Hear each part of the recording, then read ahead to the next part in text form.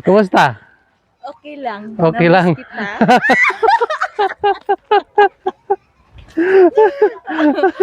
Kailan ka lang dito? Kahapon. Kahapon. Oo, ng 9. Mm.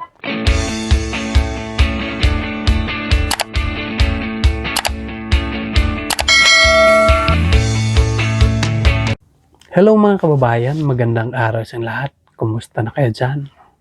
So ngayon nga araw mga kababayan, so andito muna tayo sa aking higaan ngayon, no? So kakatapos ko lang naligo mga kababayan. So meron tayong puntahan ngayon, no? Samahan niyo ako sa aking misyon ngayon nga araw mga kababayan. So nung isang linggo mga kababayan ay nagsasabi si Irene sa akin nga yung kanyang bagahe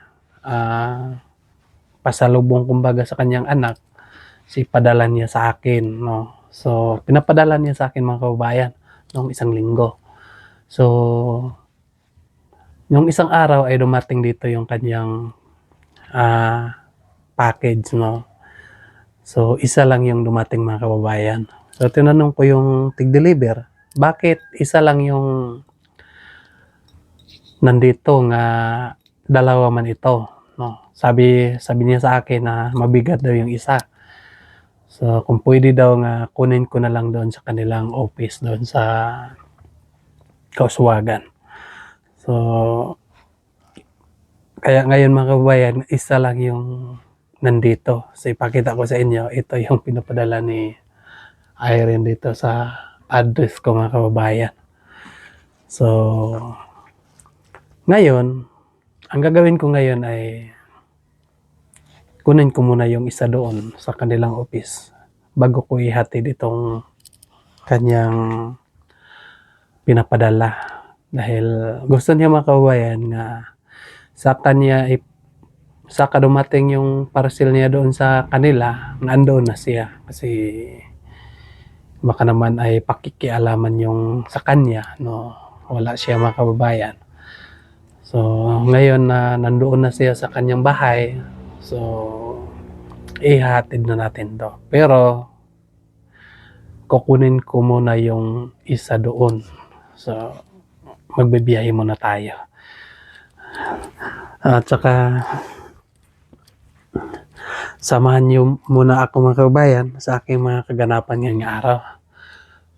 At doon sa lahat nga nag-greet sa akin ng happy birthday, thank you po sa inyong lahat mga kababayan, no?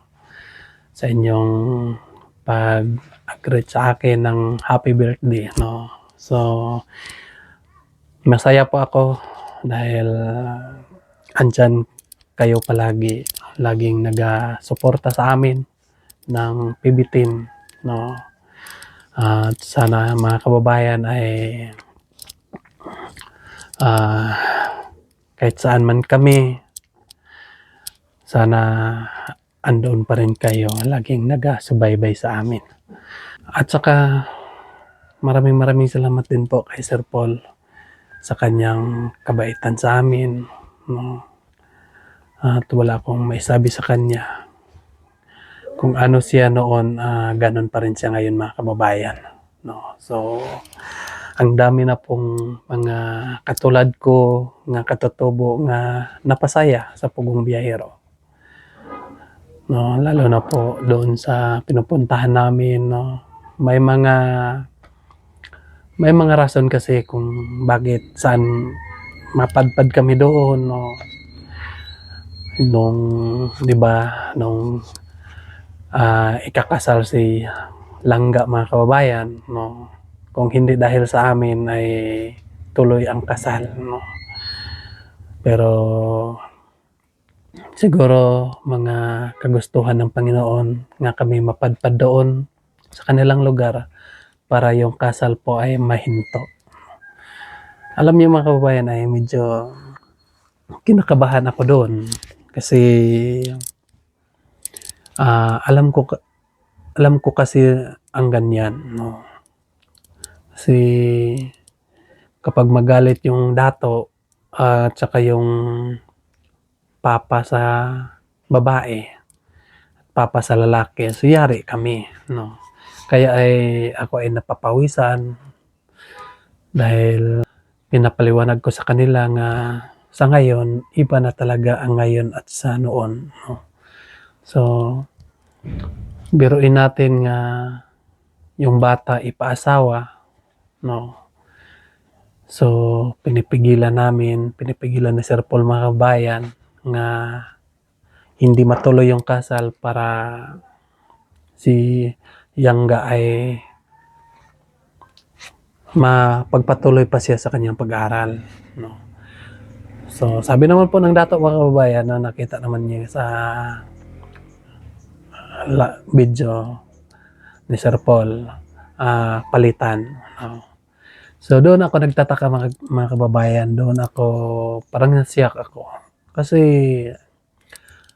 sabi-sabi ng isip ko, meron pa pala dito ang mga ganito. Kasi ang mga ganitong mga sistema dito sa amin mga kababayan ay hindi ko na yan naabutan. Mga ano na lang, mga istorya na lang sa mga mama namin, no, magulang namin na ganun ang mga pangyayari kapag ayaw ng kapatid, yung kapatid naman po ang iano doon. Pero yung mata ko talaga ang makakita mga kababayan nga ganun ang mangyari. Well, hindi pa ako nakakita dito sa amin. Pero doon sa Agusan, grabe, no? Nakikita ko talaga sa aking mga mata na nangyari talaga ang hindi ko pa nakita. So, kaya ay nabigla kami, no? Parang hindi ko naintindihan ang aking naramdaman, pakiramdam, no? Hindi ko naintindihan ang aking pakiramdam sa mga ganon nga mga sistema, no? Dahil yun pa lang din ako nakaano ng ganyan. Pero hindi natin masisi dahil ganon po ang kultura mga kababayan. Tsaka maayos naman po, no? Nakabalik kami doon sa kanila. So wala naman pong away siguro, no? At maayos naman po ang pagsama-sama nila. So ganun lang po ka ano yung tribo nga katutubo. Pero ang masabi ko lang po mga kababayan na sa aming tribo, no, may mga ano kasi kami, may mga patakaran na minsan may masagasaan, no, tulad sa mangayaw, no. Kasi yung mangayaw mga kababayan, walang pinipili. Kahit sino ka man dyan, basta makita ka sa mangayaw, ano yun, patay ka yun mga kababayan. Yun ang ano, mahirap. Tulad sa akin, wala akong kasalanan. Tapos naglakad-lakad lang ako. At saka makita nila ako doon nga naglakad-lakad kahit wala akong kasalanan, no. Puntahan nila ako at biktimahin nila ako. Yun po ang balaod sa pangayaw mga kababayan. Kahit may makita ka diha nga manok, may makita ka dyan nga aso, may makita ka dyan nga kahit ano, baboy, kailangan mo yan nga patayin mo yan. Kasi yun ang balaod sa pangayaw. Yun ang gusto kong ipaliwanag sana, no, sa mga leader namin nga katutubo nga kapag yung makita natin nga makasagasa sa ibang tao tulad ng pangayaw, so parang makasira sa atin, may masagasaan, yun ang hihinto natin mga kababayan, no? Kasi mahirap naman po nga tulad sa amin, mag-mission kami, no? Hindi namin alam nga may pangayaw pala, no? So, kahit kahit kami, kung may pangayaw mga kababayan, yari kami. Wala silang pinipili. Ganon yung pangayaw mga kababayan. Yun ang dapat nating tanggalin sa ating kultura. So, ang hindi makasira sa atin, walang taong masagasaan, ipagpatuloy natin. Pero yung may masagasaan, tulad ng mga Bisaya, masagasaan sila. Kasi, kasi mga kababayan, pag yung isang tao ay nakasala doon sa kabila, ako may karabaw, may kabayo. Yung karabaw ko, pinagpaguran ko yan, no? Para mabili ko lang yan. So, yung dato mga kababayan, kunin niya yung karabaw ko para ibayad doon sa ibayad doon sa taong nagalit. So, bali, quits na yung aking pinagpaguran. Kaya, ang mga katutubo nun mga kababayan ay wala talaga, no? Dahil kung may nakita nga merong kabayo, pagka tapos ay may problema sa isa, kukunin yung kabayo mo. So, parehong na kayo wala. So, ganun yan mga kababayan. So, mabuti na lang ngayon ay hindi na ganun ang mga sistema dito sa amin mga kababayan. Dahil pag may eskwelahan na mga kababayan, diyan na natin ma-realize na hindi pala yun tama. Dahil biruin nyo, ako noon, naghanap buhay ako, nagtanim ako ng mais para makabili ako ng kabayo, makabili ako ng kabaw. Pag nabili ko na yung kabaw, pagkatapos may isang tao nga may problema mga kababayan, kunin lang nila yung karabaw nga walang bayad sa akin. Kaya ay sobrang hirap. So, pareho na kami walang karabaw. So, hindi natin masisi dahil gano'n naman po ang mga sistema ng katutubo. Pero masabi ko lang ay kailangan talagang baguhin. Dahil marami din nagko-comment sa akin mga kabayan, bakit hanggang ngayon mahirap pa rin ang katutubo? Marami naman ang lupain nila. Bakit hindi sila magtanim? Yung mga katutubo mga kabayan, alam nyo, masisipag yan. Pero hindi lang nila alam kung paano i-handle ang kanilang kita. Kasi pag maghawan sila dito mga kababayan, pagkatapos nila taniman nila ng mais, pagkatapos nila nagtanim ng mais, hayaan na nila yan. Lipat naman sila sa kabila. Ay sila, kami pala. Lipat naman po kami sa kabila. Doon naman po kami. So, yun ang mahirap. Dahil hindi nila alam. Hindi namin alam mga kababayan. So, ang maganda pala, pag maghawan ka dito, saka mo yan iiwan. Pag marami na yung mga tanim dyan, ng mga prutas, ganon, niyog, ganon. Kahit ano itanim nga dyan. Pagkatapos yan, saka kalipat dito sa kabila. Pero yung mga katutubo, ang kababayan, never nila yan inisip. Noon. Pero sa ngayon mga kababayan, meron na din mga katutubo na nakapag-isip ng ganyan. Kasi noon ay wala pa talaga. Mais, saging, kamote, yun lang ang alam ng itanim. So, sana lahat po nga mga katutubo dito sa atin ay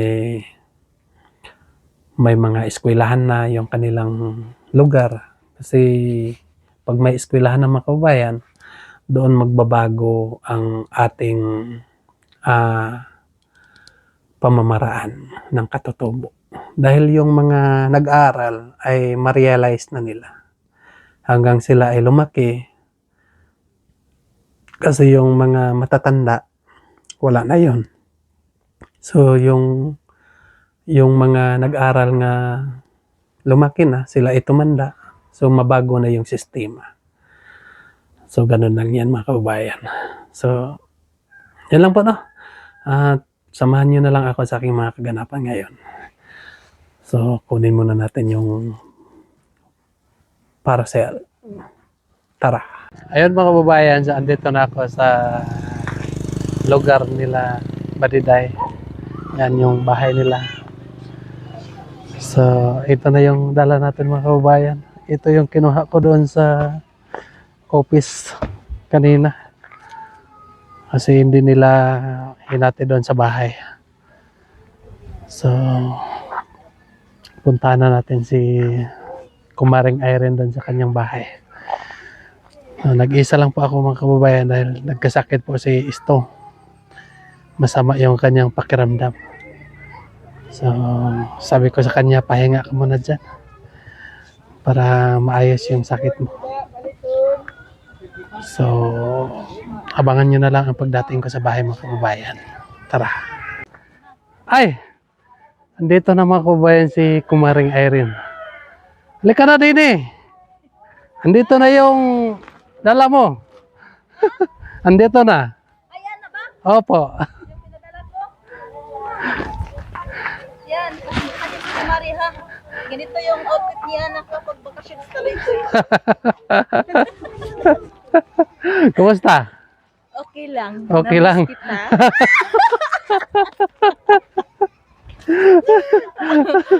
Kailan ka lang dito? Kahapon. Hapon. Oo, ng 9. Mm, Tapos umuulan pa naman. basa ka. Hindi naman. Ah, I think kita. mabigat pala to. Oh, ang bigat. Oh. Anong gagawin natin ngayon? Bubuhatin na natin to. Buhatin. Mm. Kaya mo ba yan buhatin? Yeah. Oh, isang kamay lang. Go. Ano na? Tara na. Diretso na tayo doon sa bahay mo. Wow, mabigat na. Teka mo.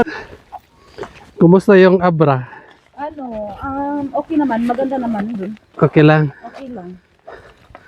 Akala ko hindi ka na bumalik dito sa atin. Bumalik pa nga ako. Kasi may binabalikan ako dito. Yung lupa mo? Ano? Ano yung binabalikan ko dito? Ano? Lupa ko at saka ikaw. Oy, joke lang yan. Ang bigat naman to Kaya pa? Kaya lang. Kaya? Oh, kaya.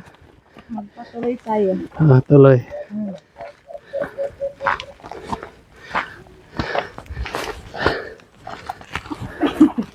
Magbukal-bukal atong yun.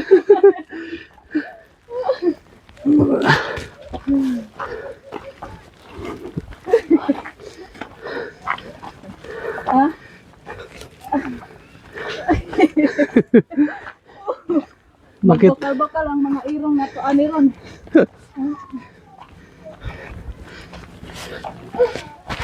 Boleh-boleh ito. Pura-pura.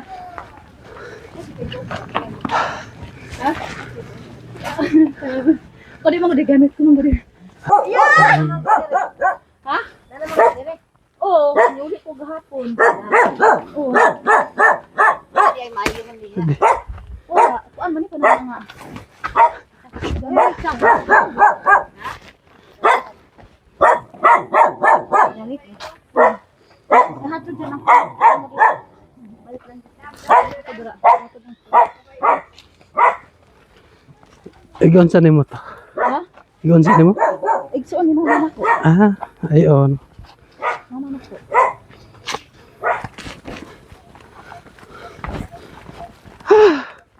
Ang layo ng bahay mo ah. Ang layo, ang putik-putik pa naman. Tapos naulan na naman. Grabe. So ngayon, ano ko na to sa aking pamamahay. Pero kakantahan mo na yung bahay ko, sir, ha? Hindi pa ako makapagsalita. Kasi nakakapoy. Ayan. Whew. So, dito na kami mga kababayan sa bahay ni Kumaring Irene. So, pahinga muna kami saglit mga kababayan. Kasi sobrang pagod.